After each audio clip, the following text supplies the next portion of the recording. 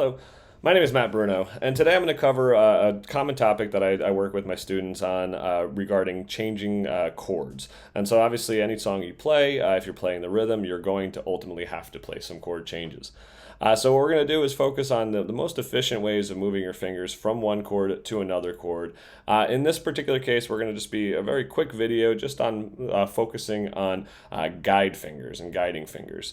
And so in this case, we'll start off by looking at the G and D chords, right? So that's a 1-5 relationship, G, A, B, C, D. So G is the 1, D is the 5.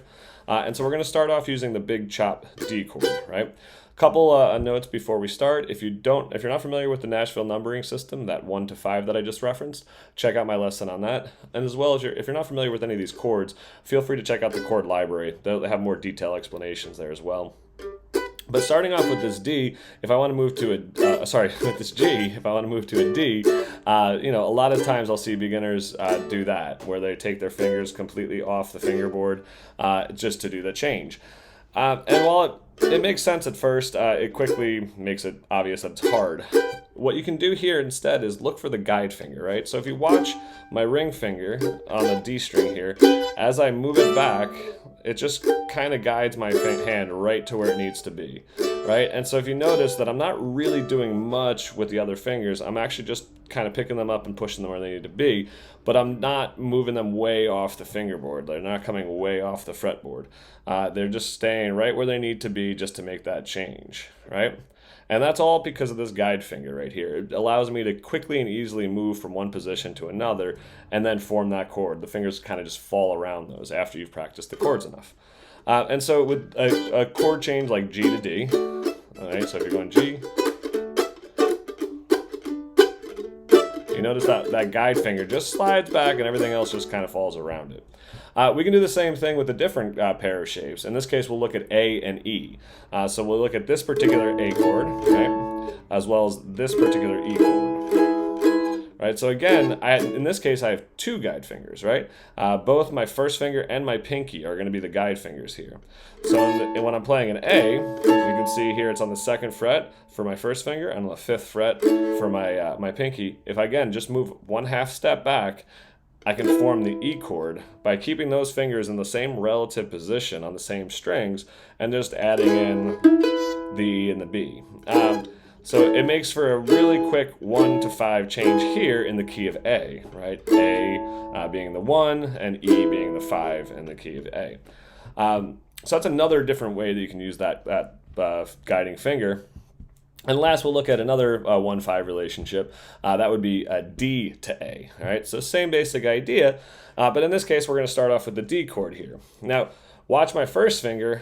It's covering right now both the G and the D strings, right, when I'm playing that D chord. And what I'm going to do is basically just lift up these two fingers and just shift them back, right? So you notice that I'm not really doing any changes with my first finger. My first finger is always getting those two notes because there's really no harm in getting the note, fretting that note up here while I'm fretting it down here.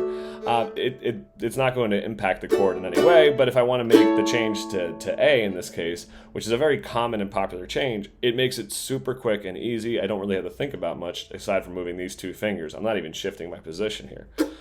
So those are 3 pretty easy ways to get around using guide fingers, right? So again, just looking at the G chord, you start off with G, your guide finger here is your ring finger, slide that back a 1/2 step, and then you get into your D chord, right? So G to D. Same thing with A, your guide fingers are your first finger and your pinky. They will slide just back a 1/2 step, and then you get to your E, and then you can get back to the A as well. And in D, you have a little bit of a different guide finger in that it doesn't move. So it's slightly different, but you leave your first finger where it is and just move the other fingers around to get to those chords. Now, it should be said, too, so we've covered 1 to 5 relationships. These also can be flipped around and become 1-4 relationships. So what I mean by that is instead of going from G to D, if you actually start on the D chord and go back to G to D that way instead, or sorry, D to G, that becomes a 1-4 relationship, right? D, E, F sharp, and G, right? So this little trick works for that as well. So it's not just the 1-5, it's also a 1-4 relationship. There are a lot of other ways that you can use these guiding fingers, and you should just keep an eye out for them when you're playing. Anytime you're moving from one position to another, if you notice that one finger is staying on that same string, see if it's a guide finger. See if you can just move it without having to move anything else. And if it can, then that could be a really easy way for you to remember how to play that chord, get into position much faster, things along those lines. I hope this has helped. If you have any questions, don't hesitate to contact me, and happy picking.